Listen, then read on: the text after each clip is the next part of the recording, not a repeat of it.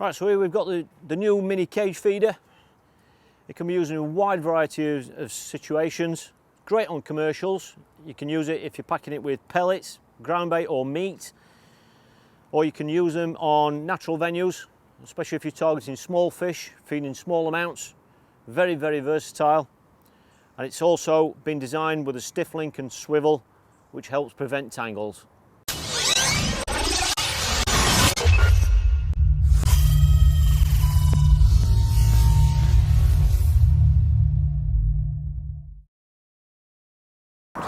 If you want to watch more Matrix videos, click here.